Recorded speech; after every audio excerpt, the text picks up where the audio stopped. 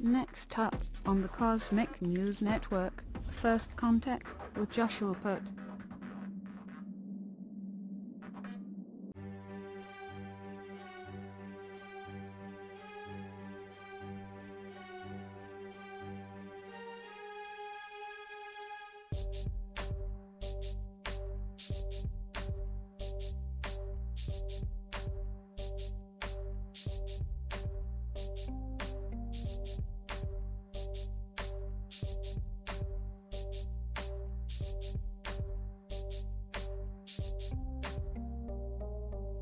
Good morning, Earthlings.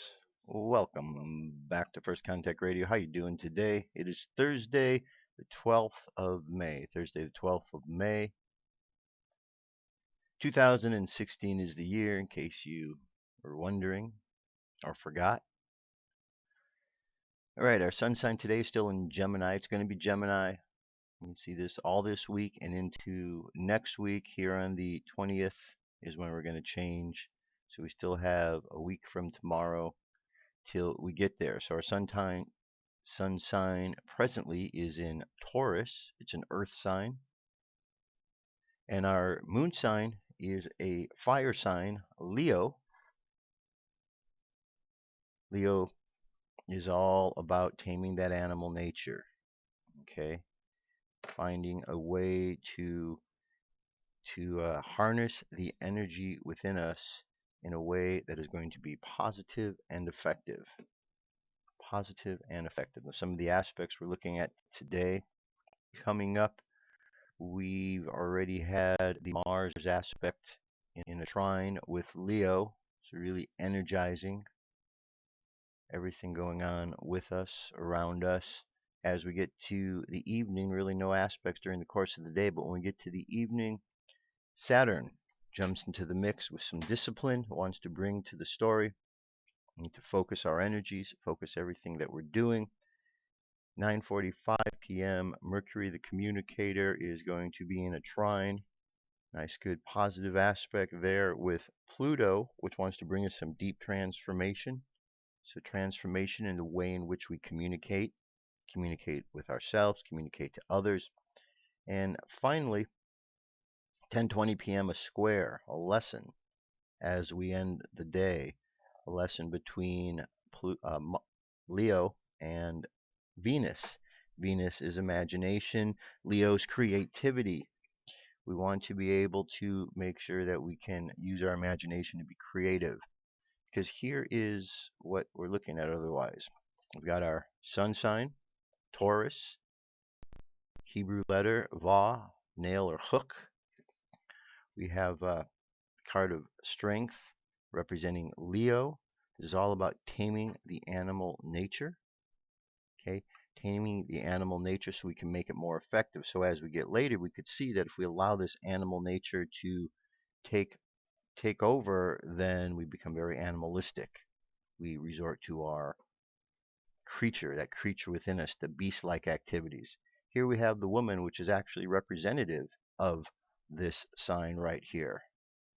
Okay, this is Venus. This is Venus, and this particular card, this character right there, is the same character that represents Venus. So we have Venus, love and imagination, taming the beast within so that we can be more effective in the way we use our energies. So think about how in life these energies work. Earth and fire.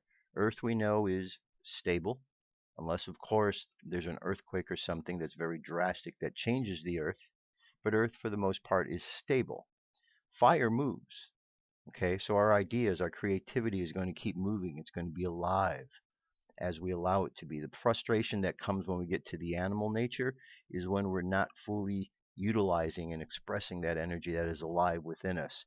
So we need to be able to express it, but express it in a creative way. Express it in a way that is going to be beneficial not only to ourselves, but to the rest of humanity, because we are each contributing to what's going on in the world each and every day. And if we lose sight of that fact, if we take ourselves out of the equation as if what we're saying and doing doesn't matter, then truly what we say and do isn't going to matter, because it's just going to be like everybody else. And it's just going to be adding to the status quo of challenges or problems or whatever may be out there. So we really do need to take responsibility on who and what we're about, okay? So we need to hook the spirit together. Taurus, appreciate the physical, appreciate that we're here in this physical, but the thing that drives us and moves us forward is the spirit that's within that we got to hook into us. And when we do, that allows us the opportunity to really flow with the great strength that is inside of us, bringing it forth in a creative manner that is going to be helpful to all that we are about. All right, so that's what we're looking at over the course of today. If we look at the moon phase, we're currently at 39.1% of the way full, making its way up to the full moon, which will occur on the 21st. Okay, so we're getting close to there. That'll be actually 2 weeks from, actually a week and a day away, or 2 days, a week and 2 days away. All right, so we're making our way up to that full moon. Energy's increasing. The moon, we go with the waves one way and we go the other way. Energy increases and it goes down. So if we look at the moon cycles, it kind of shows us a flow that we're utilizing here. For Liar is the day on the Jewish calendar. Omer count day number 19 going on into day 20. The daily thought for today is the fair maiden's hero. He found her in the field. The maiden cried out, and there was no one to hear. Rabbi Mekanem Mendel of Lubavitch explained, captured by Esau, a brute of the field, raped and abused by this crazy world and its maddening temptation, the soul cries and screams for rescue, and no one hears, no one, nothingness, the nothingness from which everything begins, not just the source of all being, but the core essence of God, beyond all being. There her cry is heard. The screams of a fair maiden stir her hero to overcome mighty armies and slay awesome giants. So too the cries of the soul from her captivity reach to the core of the infinite above. Out of nothingness, anything could happen. It's the beginning of a new wave spell on the Dreamspell. Magnetic seed. Seed is planting. Yellow is all about flowering, bringing forth that which we are planting so that it may flower. So the theme for the next 13 days is that of flowering. Our guide today is the seed. Hidden powers, navigation and synchronicity, vision, a like-minded energy, and understanding the idea of timelessness. That's our challenge for the day. We also see that we are in this pillar here, the 8th pillar, 8th column. We are approaching these 10 activation portal days in a row, 10 intense days in a row. We're not there yet. We've got today and tomorrow, and then we get on the train for another 10 intense days. So we need to pay attention to what's going on. Let's see, the phrase for today is I unify in order to target. Attracting awareness, I seal the input of flowering with a magnetic tone of purpose. I am guided by my own power doubled. Over at space weather, our solar wind is currently at 399.2 kilometers per second. Planetary K index at the moment is a 2 that is quiet, and we have a large coronal hole in the big sun here, going to be affected by the Earth, the wind at some point from there around the next couple of days, 16, 17, beginning of next week. M-class flare possibility is at 5%.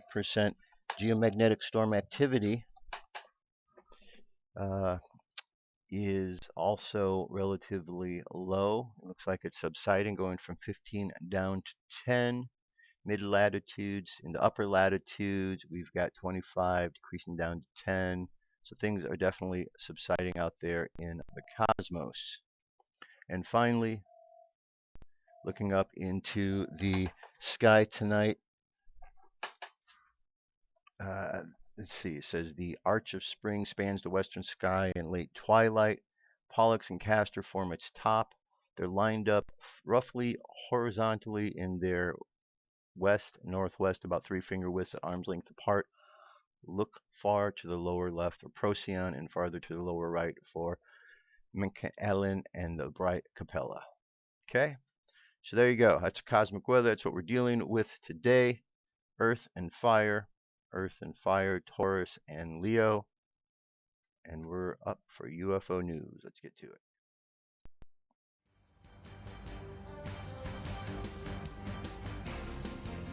This is the UFO News with Joshua Poet. All right, Dirk, thank you very much. Today, 4 good stories. 4 good, actually 5. First story here, UFO explodes over ISIS territory, May 2016.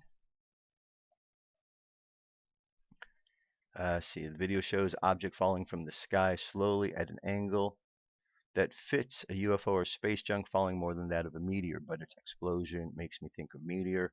Are aliens trying to attack ISIS to protect the world, or was it a meteor? All right, here we have, it says, intriguing security camera footage from Turkey shows a mysterious glowing object briefly descending through the air before seemingly exploding and lighting up the night sky. The event occurred in an area of the country that is near the Syrian border, very close to a region currently controlled by ISIS. Despite what appears to be an enormous blast, local officials claimed that no debris was found in the area and suggested that it was a natural event. All right, just watch the video for a second.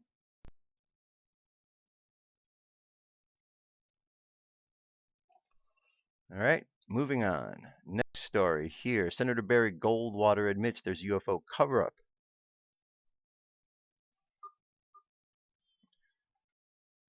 Okay. It says Goldwater has had a fascination for UFO issue and throughout his life and career made more than a few notable comments and observations on the subject. The bulk of them revolved around his attempts to determine the truth about long-standing rumors that something of a UFO nature was secretly held at Wright-Patterson Air Force Base, Dayton, Ohio. The location, or whatever this something may be, has variously been termed as Hangar 18 and the Blue Room. March 28, 1975, Goldwater wrote the following highly thought-provoking words to a UFO researcher named Shlomo Aron. The subject of UFOs is one that has interested me for a long time. About 10 or 12 years ago, I made an effort to find out what was in the building at Wright-Patterson Air Force Base where the information is stored that has been collected by the Air Force, and I was understandably denied the request. It is still classified above top secret. On more than a few occasions, the subject of UFOs featured heavily on Larry King Live. On one occasion, specifically in 1994, the person the King had on his show to talk about UFOs was none other than Goldwater himself, who told King, I think at Wright-Patterson, if you could get into certain places, you find out what the Air Force and the government does know about UFOs. Reportedly, a spaceship landed.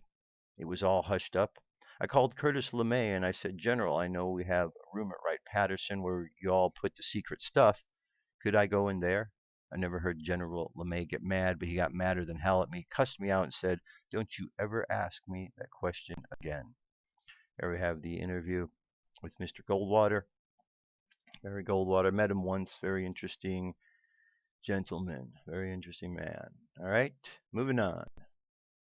Astronaut breaks 20-year silence over the mystery of the UFO Tether incident of 1996.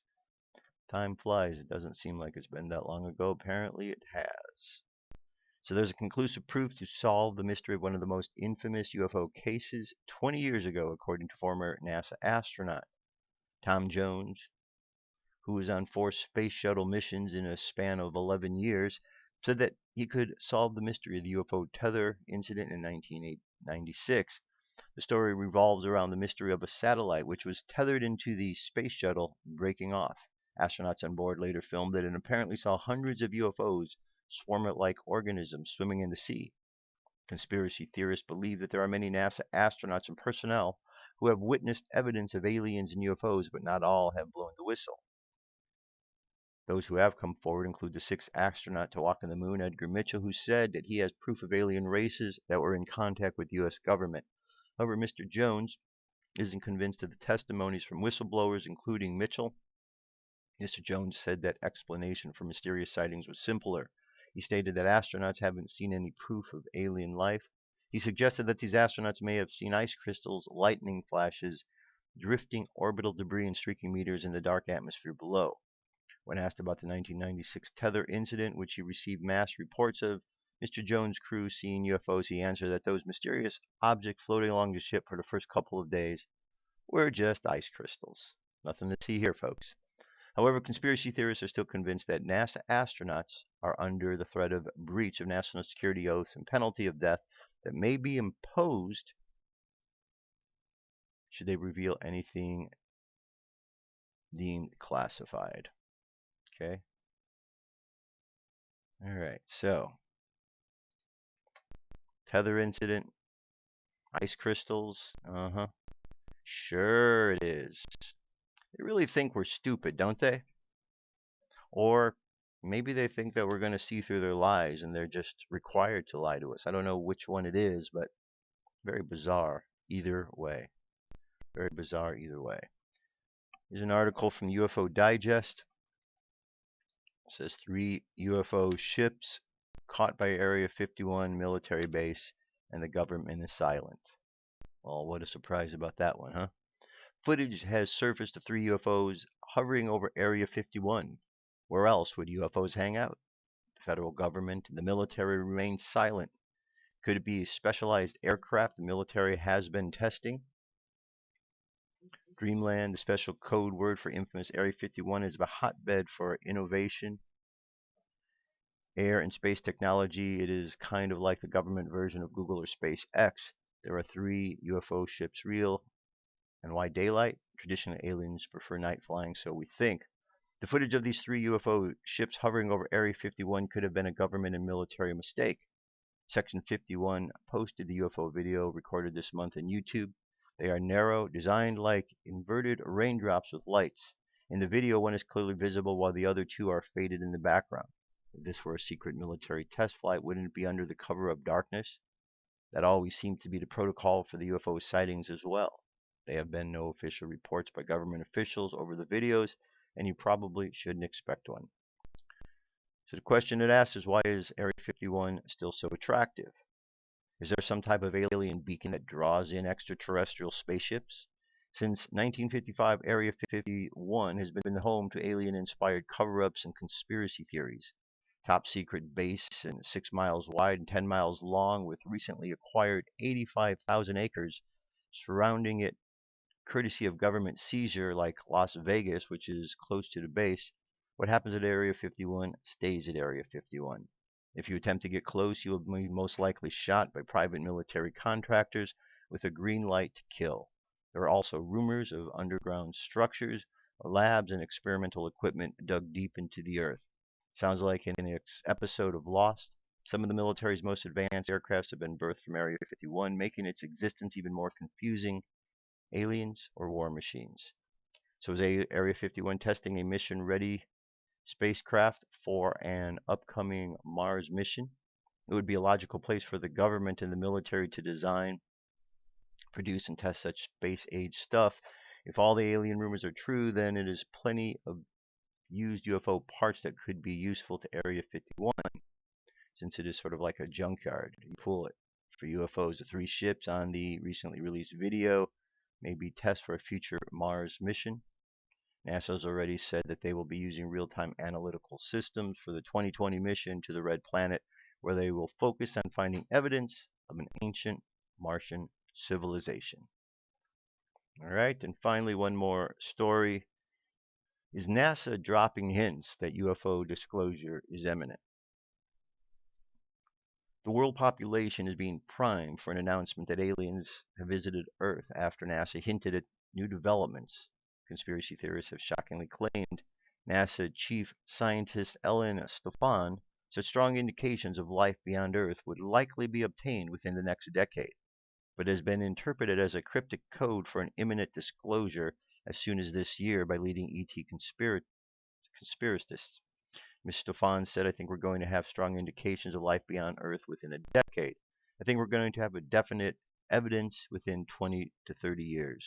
We're on the verge of things that people have wondered about for millennia. Within all of our lifetimes, we're going to understand that there is life on other bodies in our solar system. We're going to understand the implications for life here on Earth. But whereas the NASA chief was likely referring to signs of earlier life forms such as single-celled organisms in space, the conspiracy community has taken the remarks to a giant leap further. Look, man, look. If you're getting excited about them telling you that something's going to be discovered in like 20 years, ease your excitement, okay? This is a non-story, really. I mean, it's just NASA, never a straight answer, or the National Academy of Space Actors. You're not going to get the right answer from them. They're going to tell you what it is you need to think. They're going to tell you what you need to believe. Is this extraterrestrial thing that they're talking about, is it real? I don't know. I don't necessarily trust NASA. I don't know a lot of people that do trust NASA, except those who really aren't paying attention to the hoaxes that they have played. But guess what? They've played lots of hoaxes on people. You know why they keep playing the hoaxes on people? It's very, very simple. Because they think the people are stupid. That's it. They think the people are stupid, and because of that, they continue to play hoaxes on them. And as long as people continue to be fooled, they will continue to play more hoaxes upon the people. When people wise up, they'll stop playing the hoaxes because people will stop believing them. It's pretty much that simple. So it's really all in the hands of the people on what they're going to decide to do.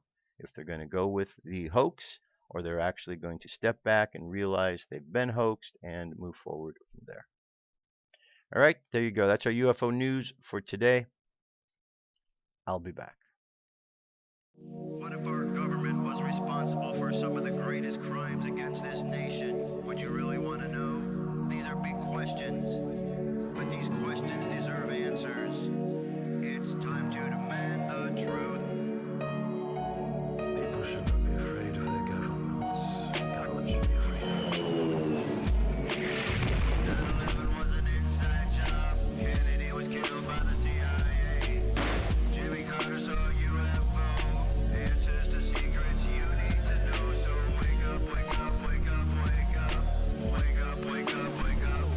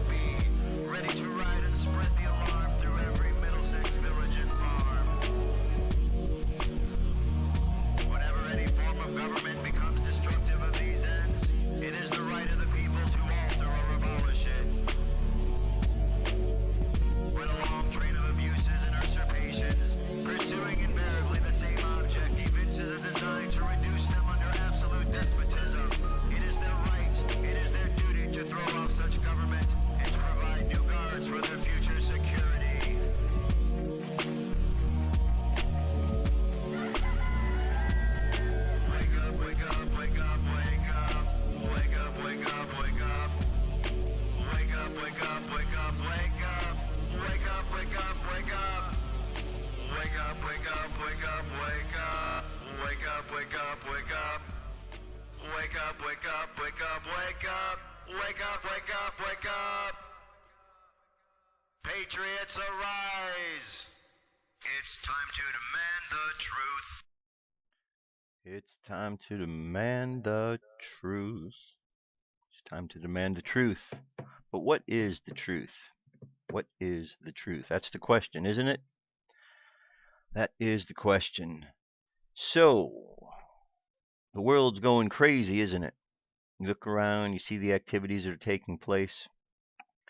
It's just mind-boggling. Never, never, ever in my entire life have I seen such insanity happening in the world. You know, it reminds me of a phrase, you know, you've all heard it. You don't know what you've got till it's gone. And I don't know if Americans are really at the point yet of understanding that. I don't know if Americans are really at the point of understanding where we are in the mix, because we are literally, more than any time in the history of my life or people I know, we are on the verge of losing America.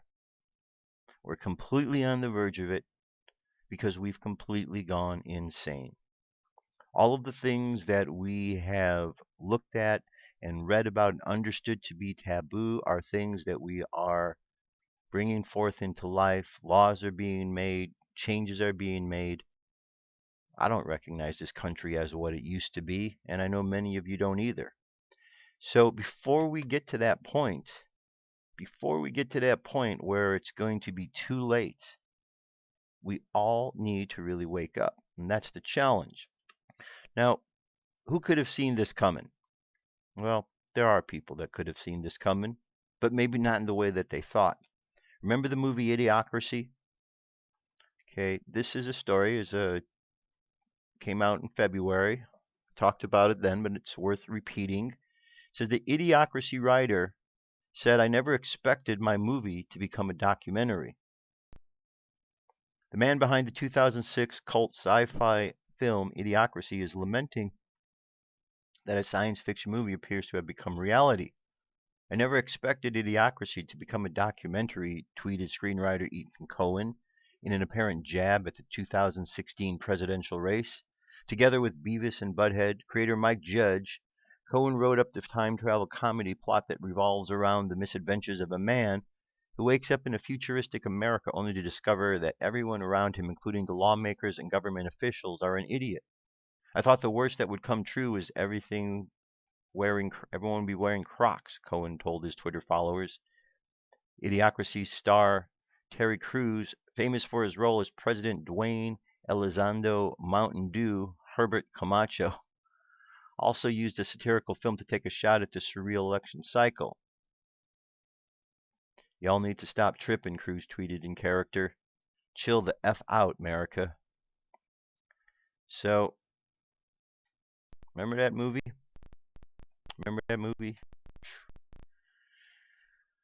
But it's got electrolytes in it. So, why do I bring this up? Because we're doing some really, really stupid things. One of the things that's going on is this bathroom bill. And I'm going to bring it up again because this is a big, big issue. People are dismissing this, thinking that this bathroom bill is only about us discriminating against the poor transgenders. We're such bad people because we're discriminating against them. And I don't understand why those same people don't realize that there are sexual predators in the world who look for ways in which to access small children or women or people in which they could do bad things to.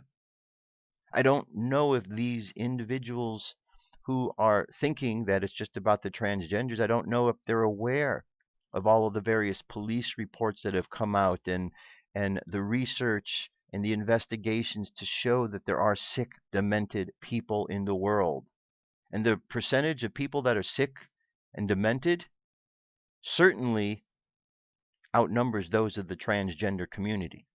So for some reason, we're catering to these ideas, which are really not the ideas that we really should be advocating here in this country.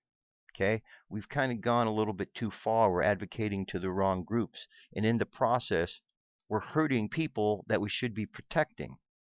Now, this bathroom bill, as I've shown you and I've linked up, whatever, is a bill that was created, by an organization connected with the White House, and this organization is run and headed up by a man who is an accused sexual offender. So we have a sexual offender is the one who is pushing this through. Do Americans who are saying this is a good thing not realize this? Or are they siding with this sexual offender? It's very bizarre. But as I keep hearing these stories, it makes me think about the time of Sodom and Gomorrah and think that maybe there's something not too far-fetched with all that went on back then. Because we seem to be going into a place of depravity.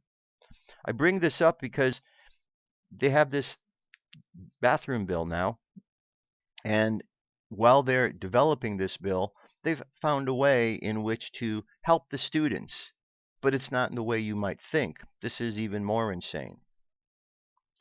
Transgender-bathroom pushback. Students can pack pepper spray. Board members with the Rowan-Salisbury Board of Education aren't waiting for the court to resolve North Carolina's HB 2, the state's so-called bathroom law that requires individuals to use public facilities that correspond to the gender on their birth certificate. Instead, they're allowing students to arm themselves with mace or pepper spray on campus beginning in the 2016-2017 school year.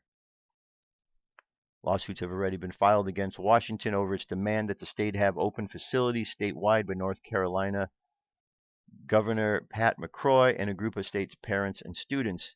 The district's decision made Monday followed debate over whether students should be allowed to have defensive sprays in their possession on campus. Also discussed was possession of personal shaving razors, both items prohibited by district policies. Board members Travis Ellen led the push for pepper spray canisters on campus, but said that they should remain locked in student vehicles.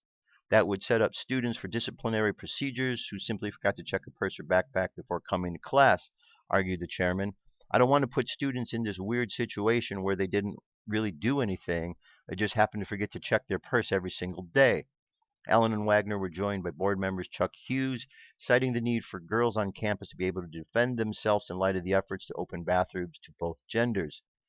Depending on how courts rule in the bathroom issues, it may be a pretty valuable tool to have a female students if they go to the bathroom not knowing who may come in, Hughes said.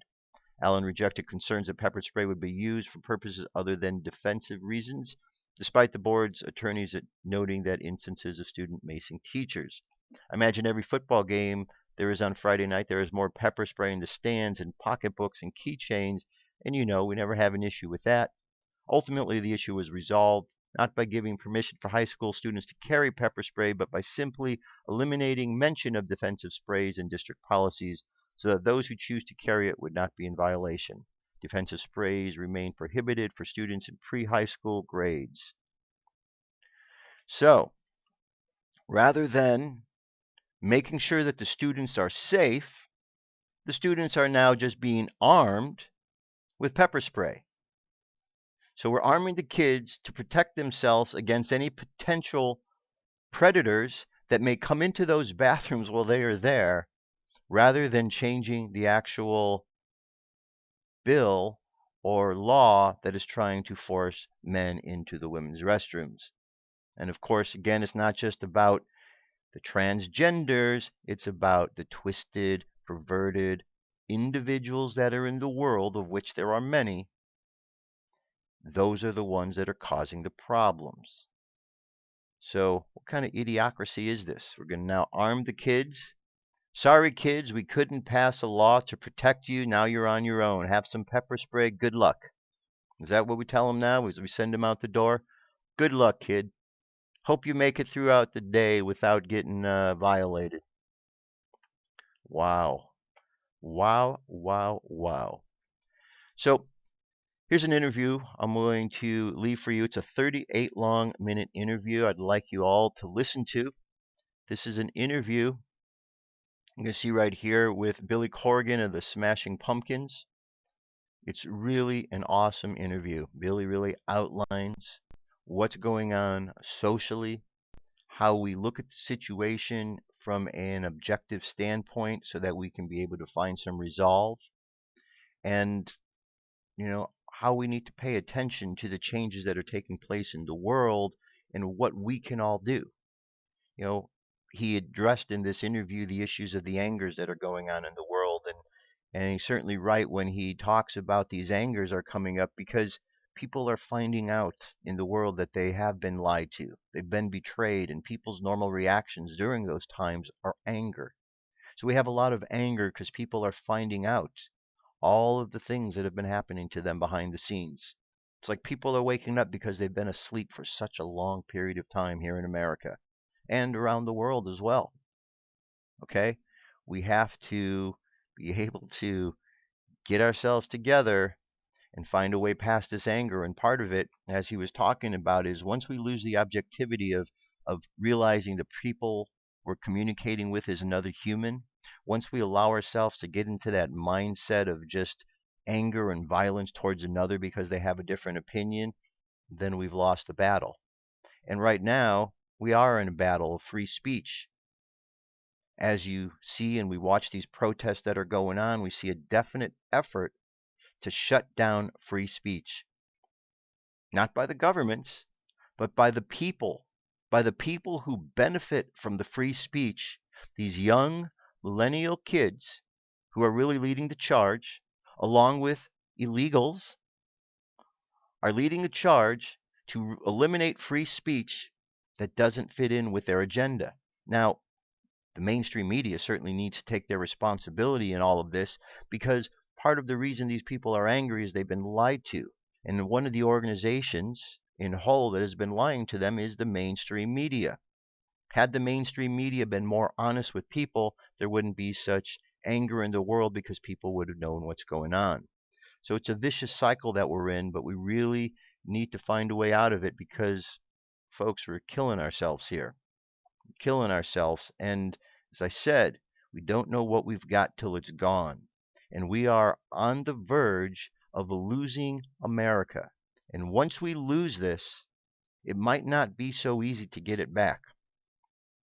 I don't know if you're paying attention to what's going on in these other countries, but they are being overrun by invaders from other countries. Not just immigrants, not just women and children who need to get away, but men who are part of extreme radical groups are sneaking into the country with all of these migrants, all these immigrants. They're sneaking in, and not even sneaking in, they're just walking in, and they're entering the country. Article the other day said that in the EU they're finding out that where all these migrants came in, they have dozens and dozens and dozens of cases where there's extremists that have entered their country, and they don't know where they are.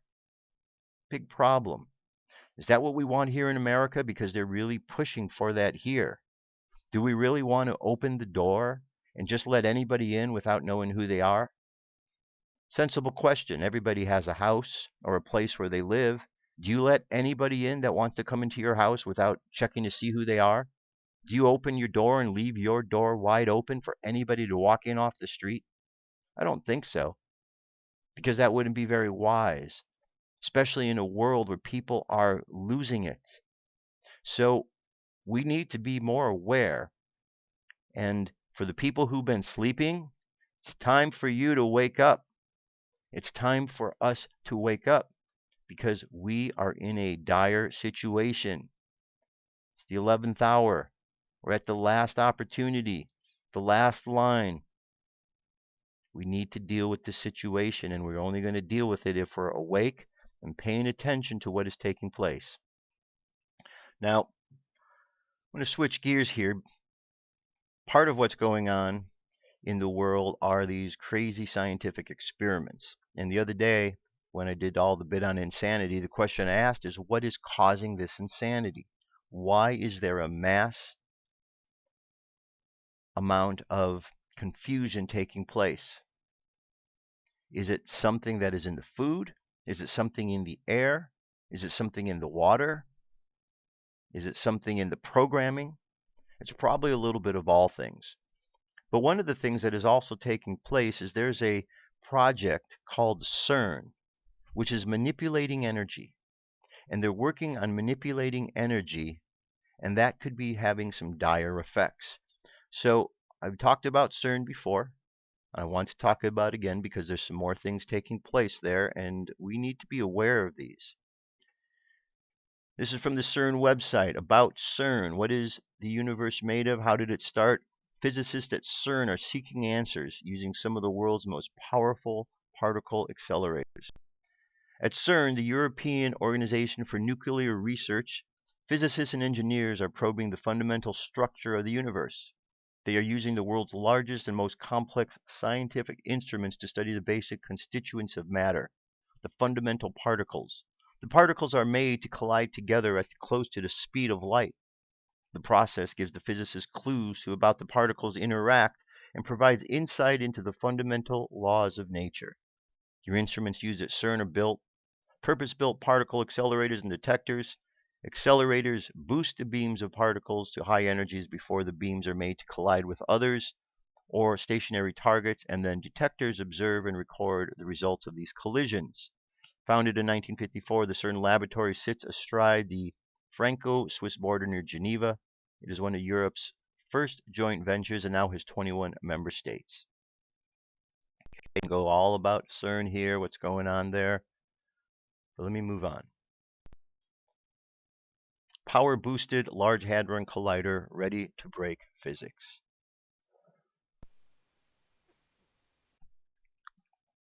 Okay, this is an article from a couple days ago. It's from Tech Radar. Physicists around the globe are holding their breath as the Large Hadron Collider prepares for its biggest run yet. Following a last-minute snafu where Weasel short-circuited a high-voltage transformer on Friday, researchers are getting ready to run a number of new experiments. In the process, they could uncover particles that could change our understanding of the universe. We are exploring truly fundamental issues, and that's why this is so exciting, physicist Paris Sfikas told AFP last week. Who knows what we'll find? Well, who knows what we'll find? That's kind of not really reassuring right there. Who knows what we will find? You know, what they want to do is they're looking for dark matter. Okay? If we go back to the Nag Hammadi library and we look at the various texts within there, in particular, I like to reference the Apocryphon of John. It talks about this being Yaldabaoth. Yaldabaoth was a being that was in the darkness, the being of the darkness in the darkness, the arrogant being who created humankind in order to enslave God, in order to trap a particle of God. So now, here we are in 2016, and we have a project which is trying to find the God particle, and they're looking for it where? In dark matter. Kind of sounds similar, doesn't it? So if they're looking in that dark matter, are they possibly going to find this being?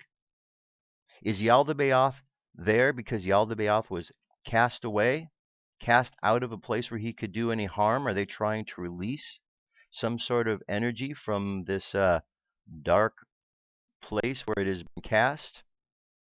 Something to think about. Now, CERN's Large Hadron Collider is once again smashing protons and taking data. Following its annual winter break, the most powerful collider in the world has been switched back on. Geneva-based CERN Large Hadron Collider, an accelerator complex and its experiments, has been fine-tuned using low-intensity beams and pilot proton collisions. And now the Large Hadron Collider and its experiments are ready to take an abundance of data. The goal is to improve our understanding of fundamental physics, which ultimately in decades can come and drive innovation and inventions by researchers in other fields. Scientists from SMU's Department of Physics, amongst others, the several thousand physicists worldwide who contribute to the collider. All of us here hope that some of the early hints will be confirmed as an unexpected physics phenomena will show up. An unexpected physics phenomena will show up, okay? So they're trying to find something unexpected They don't know what they're going to find. Okay? So you have scientists trying to reproduce the Big Bang. Now, we're told that the Big Bang happened and a whole universe was created from a Big Bang, right? But we don't know exactly how big was that Big Bang. How big were those particles in that universe when it first created? Was it a small spark the same size that they're creating in CERN? So if that one spark of the Big Bang was able to create all of this universe where we are, what are they doing? We've seen images from there where they seem to have found some black holes, opening up some sort of wormholes or portals or something. So something's happening there. We need to pay attention. We should not turn a blind eye to this. 10 mind-blowing facts about the CERN Large Hadron Collider that you need to know. 10. CERN is the world's largest machine, the world's biggest machine. Straddling the French-Swiss border, the $9 billion CERN Collider complex is buried at a depth of 575 feet. The tunnel complex runs along a 17-mile circuit. Scientists involved in the project say that the laboratory was built underground because the Earth's crust provides protection against radiation. They also say it was buried out of respect for the natural landscape, which sounds slightly ironic considering the massive damage the collider could possibly cause down the road. 9. Massive gravitational pull. The CERN Collider is composed of some 9,600 supermagnets, which are 100,000 times more powerful than the gravitational pull of the Earth. The fire protons around the circular magnet track at mind-boggling speeds. A beam might rotate for up to 10 hours, traveling a distance of more than 10 billion kilometers, enough to make it to the far reaches of our solar system and back again. Traveling just below light speed, a proton in the Large Hadron Collider will make 11,245 circuits a second. No less amazing are the magnet's coils, which are made up of 36 twisted 15-millimeter strands, each strand composed in turn of 6,000 to 9,000 single filaments, each filament possessing a diameter as small as 7 micrometers. 6. CERN operates extreme temperatures. There may be another reason for CERN Super Collider being buried under hundreds of feet of ground.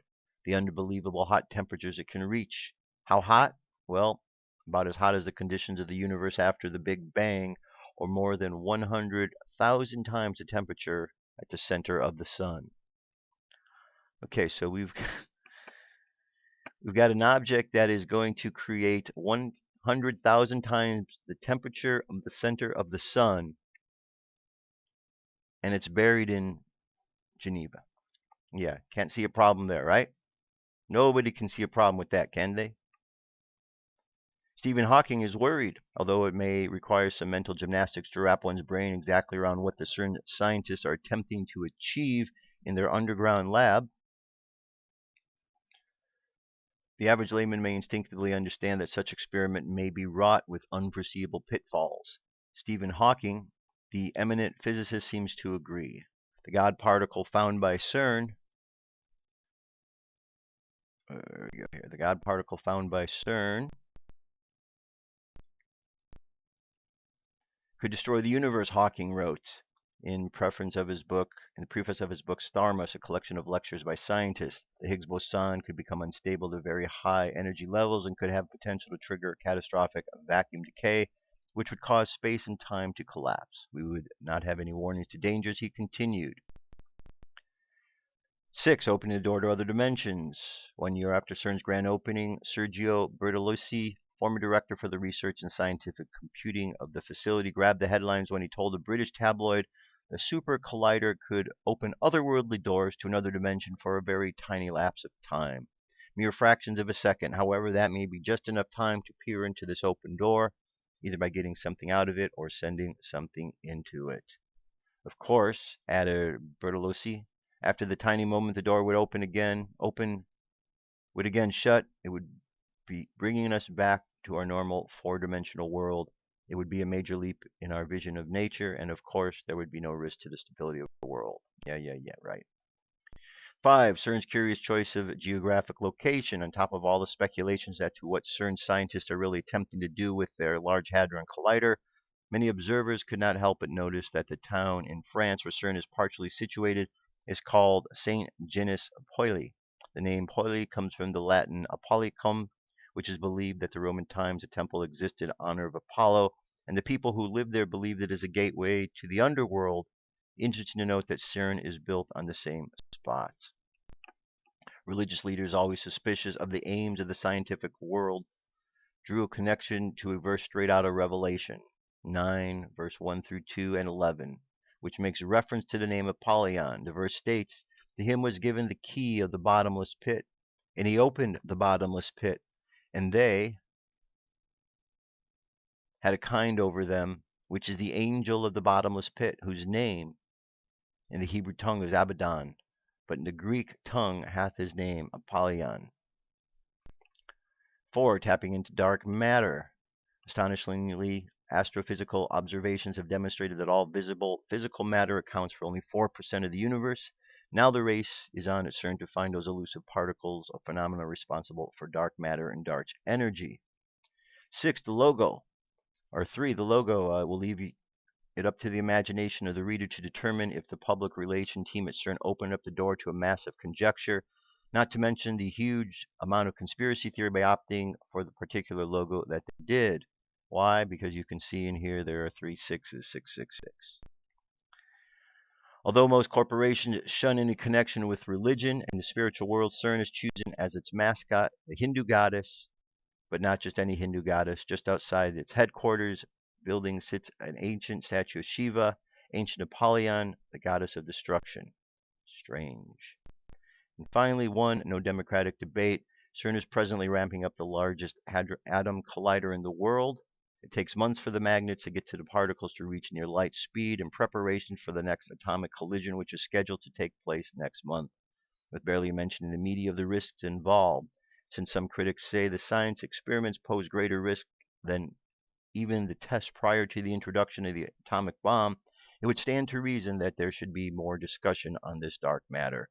Sadly, not a little ironically, CERN, which essentially governs itself as its own fiefdom, is operating just as invisibly as the particles they are attempting to study. All right, but wait, there's more. There's more, because now we have an article here, and this article comes from a Conspiracy Club website. And in this article it says, "I'm a physicist at CERN.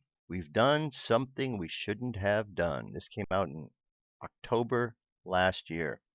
"My name is Dr.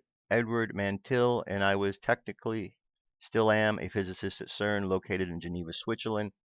I specialize in particle and subatomic research, focusing on quark interactions. In other words, I study very small particles and how they interact with one another at very high speeds. Until Thursday, January 15, 2014, I was a normal scientist living and working at the CERN campus. Most of the students who are involved in this branch of research that I am live on campus at the facility in Geneva and venture out only for social activities on the occasional visit home. Most of you who have heard of CERN will have heard of the Large Hadron Collider, the largest scientific instrument, which exceeds 20 miles in diameter and travels under the sovereign territory of 2 countries, Switzerland and France. The public has been told that it was constructed at a cost of tens of billions of euros for the purpose of studying the birth of the universe, and the collisions that take place within the collider will allow us a quick glimpse of certain phenomena that can only be witnessed when particles hit one another at incredibly high rates. This is not what the machine is designed for, nor it is what the machine has been used for since its inception. CERN's main purpose for building the collider was to open a doorway. Allow me to explain. The doorway idea came into fruition in the 60s. After years of attempting to hide UFO phenomena, including large-scale and very public interactions such as Roswell and the Battle for LA, well before that, the governments of the US, Great Britain, and France decided to throw their weight behind the understanding of what precisely these objects were. The ideas flew far and wide. Were UFOs from another planet? Were they from another time? Or were they simply mass hysteria, mass delusion fueled by the overactive imagination of the public who were shit scared of communists and their technology? No, there were none of those. Our universe is but one page in a large book. Think of a closed book sitting on a table. I see each page stacked on top of one another, bound by the spine and sandwiched between the 2 covers. Our universe is on but one page in a vast, all-encompassing book, and our page is certainly not the only one with rich, in-depth thought and writing committed to it. Every page in the book represents a different dimension, each in its own unique writing, own unique story, own unique way of isolating itself from the other pages. No pages to interact with the other, just as no ink bleeds from one page to the other in a standard book. Okay, let's see here. Just scrolling down here to get a little bit more to the heart of it. He said her announcement, let's see. The RFID signal given off by our name badges caused the elevator doors to open before we had even pressed the button. As we stepped in, the doors shut, the elevator began to move. I never get used to that, Celine said, referring to the degrees of automation and the buildings displayed. We had scheduled a meeting for the living room, and the building knew, so all the strategic lights were on and elevators were reading where we needed to go. The miracle of networking. We exited the lift, made our way to the regular boardroom. A door was shut, and assembled inside was the family. At the head of the table was father, a young, rather ambitious physicist named Sandra O'Reilly, designated father since she was in charge of giving orders to the family with respect to the clandestine experiments.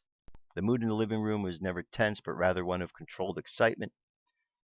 The family had been attempting these tests every 6 months for the past 10 years without much success. We've gone through several fathers, from the great Dr. Bertram Berg to the lesser-known and constantly drunk Dr. Yao. Each had failed to achieve the original family had planned. Billions were spent. Tonight we try 40 tera electron volts, father announced. Her announcement brought an immediate and total silence to the room. Family members looked from one to another, some with feigned excitement, others with revered concern, all with a general sense of disbelief. The last 4 trials were all at 10 to 20. We've never tried anything that high. We don't know if the machine can handle a test that magnitude. Okay, so I'm just going to keep going on here. It says release the first particle sample. Came the command. A few seconds later, around the sound of gas entering the collider could be heard. The gas started its 20-plus mile journey around the collider, gaining more and more speed. Released a second particle sample. Another sound of whooshing gas entered the tube, traveling at the opposite direction in the first, both gaining speed, traveling faster, approaching the speed of light, like 2 runners running around a circular track in opposite directions, not touching one another. Father, we are approaching 30 TeV, one of the commanders warned. Excellent. Increase the energy to 35. Going to the next 3 minutes. Increase to 35. Okay. So let's see here. As the 2 particle clouds whiz past each other, now it gets up to 40. As the 2 particles clouds whiz past each other, the first indication that something different was going to happen started to occur. There was a sudden spike in the temperature room. We could feel that it had gotten warmer. The first reaction was one of panic. Shut down the machine, came the first exclamation from the family member. The machine is heating up. Explosion could be imminent, she continued. Wait, exclaimed father, her eyes glowing with the reflection of the computer screen in front of her. Look at the core temperatures readout. They haven't changed. They're perfectly normal. We each looked at the closest computer screen we could find, all of them showing that everything was going well, except for the fact that the thermostat in the room now read 35 degrees Celsius when we started out at a pleasant 20. Could this be it? Commence the collision sequence. Father barked the order, and the microphone near the control console. Collision 4321, the methodical voice announced over the intercom. 1. An ethereal blinding light consumed the room. I'd never experienced anything like this before. The temperature dropped back down to 20 degrees, and the light was overpowering us. We couldn't see our hands in front of our face. Suddenly there was a blood-curdling scream, like somebody being horribly beaten, followed by complete and total silence, and then darkness. Is everyone okay? Celine said, shouting from her side of the room. I'm fine, I called back. Sound off. Manthill. And then reached her name, blah, blah, blah. With the sound of bang of the emergency red light bathing the room in a lambent glow, we could make out the shadows but no distinguishing features. By the time, approximately 2 minutes after our encounter with the white light, we still had not heard father sound off. Where is father? Dr. Chung called out. We all turned to the seat that father sat in and could see a lump on the chair. No sign of her. I entered the panel code, the emergency exit, made my way through the escape corridor in the light box at the end of the hall. I turned the breaker, and the normal lighting filled the control room. Panic struck for father's well-being. I turned back, ran into the control room. All of my fellow scientists were in complete and total awe. Nothing in the room was out of place, and the temperatures had returned to normal. However, sitting in the father's chair was a pile of her effects. Celine ran up to the chair father had once filled to look down with a gasp. She's gone. All of her things are here, her jewelry, her clothes, everything. Where's father? Sat now rested her physical possessions. She had vanished into thin air. If that is true, if this is true, you got a problem here. Something happened, something crazy. And finally, this here is a video. I'm going to leave this for you to watch. And in this video, as you will see here, it shows this strange radar anomaly that is taking place. This took place on the 7th of May at CERN. This is right where the collider is. And you can read for yourself what is going on there. Okay. So, pretty weird, pretty weird, pretty weird. So we need to do something, my friends. We need to pay attention a little bit more to what's taking place out there. Things are changing. Things are changing rapidly. Could our whole planet be in jeopardy? Well, it reminds me back of a time called Atlantis, when they were doing similar experiments there. And ultimately, we hear and know that Atlantis is at the bottom of the ocean because of whatever occurrences took place. And if this was certainly related to the experiments we are doing now, we might have some sort of a problem. So, what do we do about this?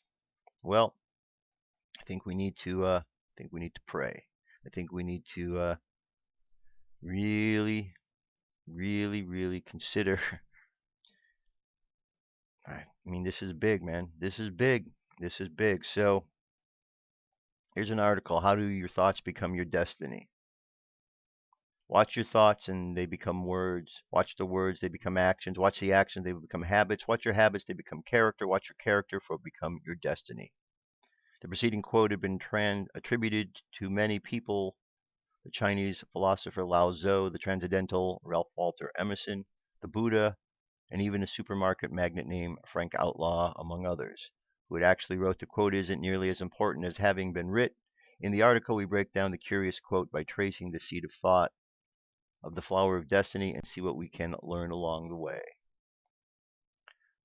Okay, George Orwell. But if thought corrupts language, language can also corrupt thought. This is something very important, because right now this is what we're dealing with. Our language and our thought are all being corrupted. Every single word originated from the fallibility of the human mind. Our skulls are little cul-de-sacs of thought just waiting to spring into words. Our brains are tiny galaxies going through the motions of creating the multitude of thoughts through the firing of billions of synapses. The only way we can share these thoughts with each other is through words, but our first thoughts need to be clear enough to become words. Watch your words, they become actions. Any fool can make a rule, any fool will mind Thoreau. Words are the flagship symbols of human perception. They are an invisible hat rack upon which we hang the infinite hats of our thoughts. They are powerful beyond measure, and yet they are powerless unless we understand them.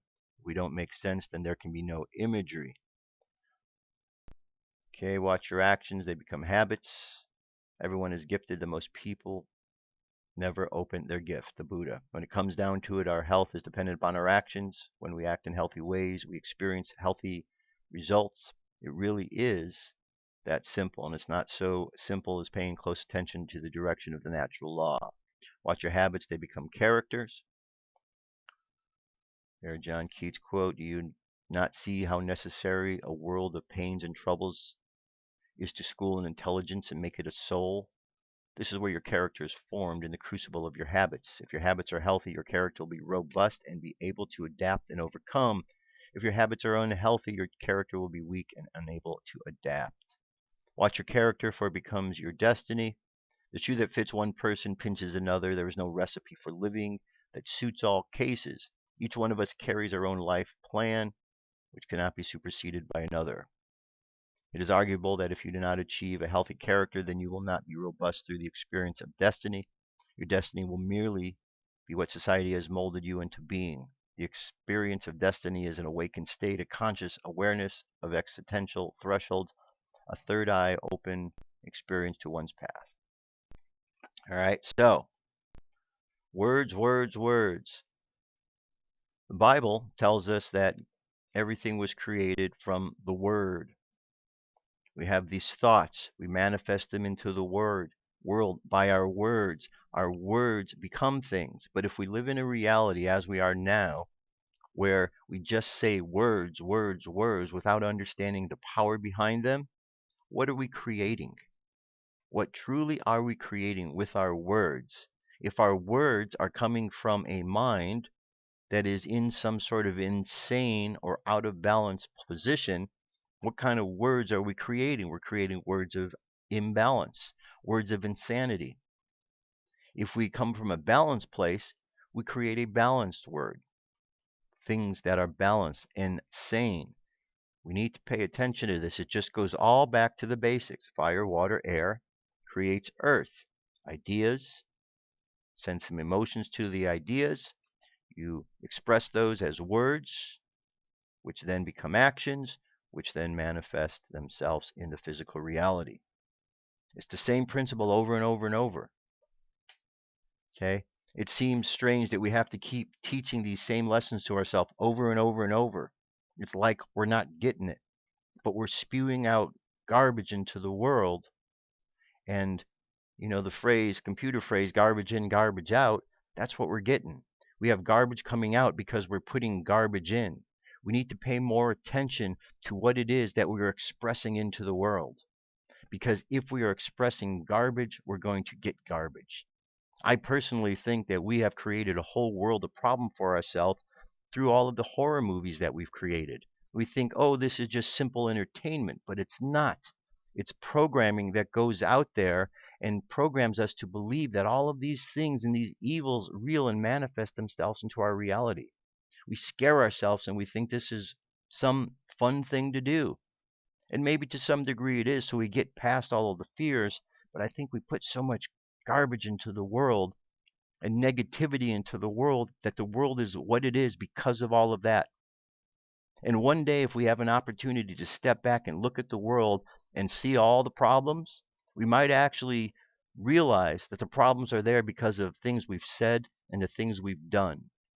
But we need to take responsibility for ourselves and realize we've gotten ourselves in this place basically because we haven't understood, and we can get ourselves out of this place simply by understanding. But the problem is we're in a state of confusion right now, and we're in this state of insanity. There is a separating going on, a separating of the two sides. You can see it every day in life. People are going one way or the other way. They're choosing sides. They're choosing sides right now in life. Unlike any other time in my entire life, people are choosing sides in a very public manner. They're not hiding it. And so we're seeing all of the corruptions getting up on one side, and we're seeing those who are standing up with integrity are standing together on the other side. What's going to happen? Is this going to be a clash that we're just going to, battle each other out? Sort of like the Hadron Collider. We've got these two energies spinning around, and all of a sudden they collide. Is that what's going to happen with us? We're about to collide, and when we collide, what is it we're going to create? What is going to be the result of everything? It's kind of weird to think about. It feels like we've come full circle, and yet we're still making the same dumbass mistakes we've made along the way and continue to make. And it's only when we stop making these mistakes that we're actually going to get ourselves on the right path. The question is, do we want to be on the right path? I know I do, and I know there are others like yourselves that want to be on the right path. And there are many, many, many in the world that want to be on the right path, but we're dealing with those in power and in positions of authority that are trying to take us off the wrong path, take us in the wrong direction for whatever their perverted demented reasons are. All we have to do is look through history. We have books that talk about things that have happened in history. If you look at the Bible and you look at it as a historical book and a collection of possible historical stories, we see stories of a society that became slowly and slowly demented. slowly broken down until finally it just killed itself. Sodom and Gomorrah seemed to be a conclusion to all of that. But then we continued to repeat that and continue on with that, and here we are again. And all the perversions that we heard that were problematic in that particular book, we seem to be employing them right now and acting as if this is right for us to be behaving this way. And all it's doing is hurting us. All it's doing is hurting us. Okay? So we need to fix that, man. We need to fix that, my friends. We are the ones who have to fix it. We are the ones who have to fix it because we're the ones who got ourselves in this position. All right, here's a message today. It's from Archangel Gabriel. Archangel Gabriel Daily Message Wednesday, May 11th, 2016 by Shelley Young. Healthy boundaries are such an important aspect of self-love. How do you know what healthy boundaries are if you've never experienced them before? There is a very simple formula. Never become invested in another person's wellness more than they are in their own, and never become more invested in another person's wellness than you are in your own. Healthy boundaries are necessary for each person to step into their own authentic power, and to discover their own divine capability. They foster growth, balance, and wellness, and support everyone involved. Isn't that exactly what you want for your loved ones, and for yourself? Archangel Gabriel. Okay, very good. Very good. Very good. So that brings us to our meditation. One thing to think about before we move into this meditation here. There's a quote that I really like here, and it seems to play out. The highest form of ignorance is when you reject something you know nothing about. It's a quote by Wayne Dyer. We're living in a world right now where people are rejecting things that they know nothing about. They're claiming they're being ignorant, and we see this all the time. We see this particularly in the political race right now, because we have all these people who are spouting out this candidate's this candidate's that, and all the stuff about the candidates that they're repeating from sound bites that they got on television. We have subjects that are being studied out in the world where you have two different sides of the fence, one understanding one topic, studying it, another side who's not. The side who's not is telling the people who've been studying it that they don't know what they're talking about. Yet the side who doesn't study it doesn't know what they're talking about because they've never studied the subject, but they're claiming they know everything about it. It's insane. We have to stop being ignorant. We have to stop being insane. How are we going to get back to the point of sanity? Well, got to find a way to go within. We have to connect with that spirit. We have to hook that spirit with us so that we are coming from that strength, from that spiritual center. That's what we're missing on a whole. And that's what's really affecting us. We have to stop being ignorant. All right, close your eyes. Take a deep breath. And exhale. Take another deep breath. And exhale again. And another breath. And exhale. Let's imagine ourselves looking at the world, seeing the world for what it is at this moment. And as we do, we see a variety of thoughts and ideas in the world. We see those who are operating from a place of sanity, balance, and understanding. Then we see those who are on the opposite end of the spectrum, imbalanced, insane, with no reason, purpose, or understanding at all. And we see everything in between. And as we look at this situation and wonder how we got to this place, we realize that what's more important to know is how we get out. How do we find the balance? So we imagine this spirit that flows through us. We imagine this spirit flowing through our being, connecting us to the source of all life. And as we are connected to heaven within, we find ourselves in a place of balance, unlike before that moment. And in that place of balance, we're able to look at the world in a different perspective. And from that place of balance, we're able to send out balanced thoughts and ideas. And with each of these balanced thoughts and ideas that we send into the world, we see one by one those who are imbalanced start to find their way.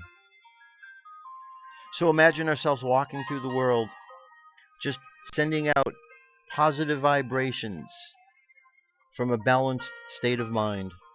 And as we imagine these balanced vibrations, let's imagine others along the way feeling these vibrations. Let's see these vibrations actually affect each and every one and bring them back into a state of balance.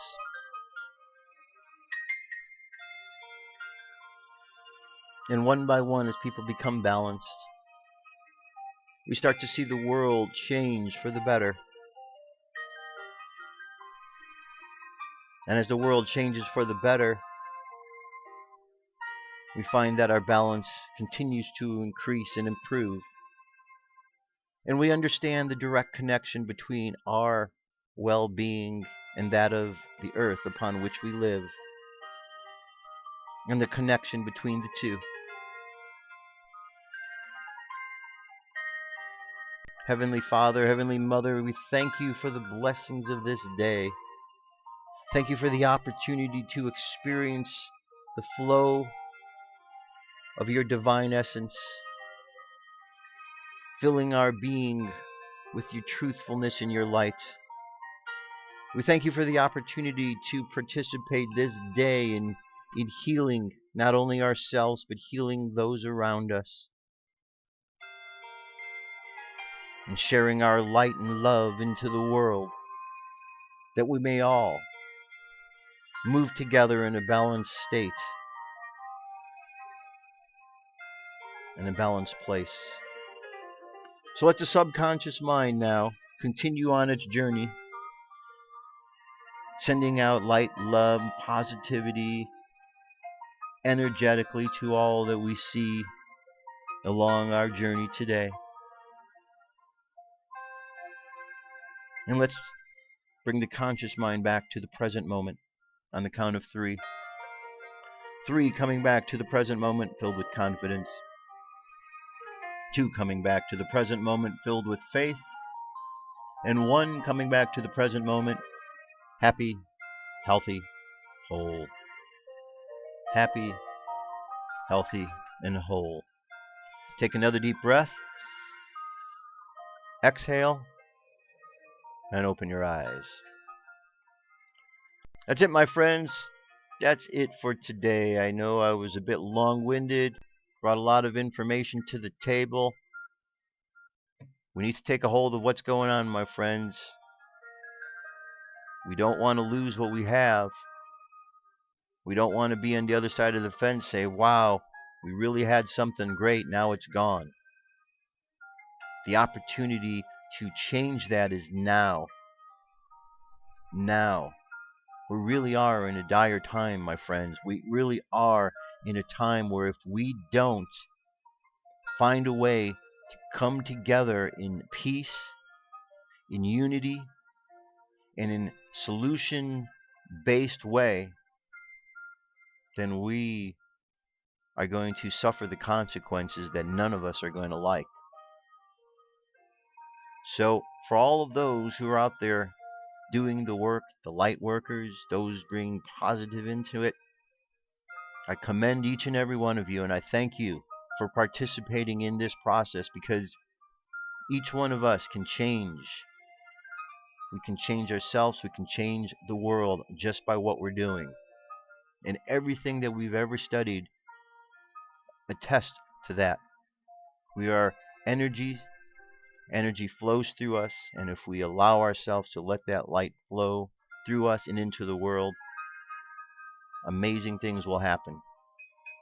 That's it, my friends. I will be back tomorrow with more news and information. Till then, have yourselves an awesome day. I love you. Keep loving each other, and I'll talk to you soon. Peace. I'm out of here.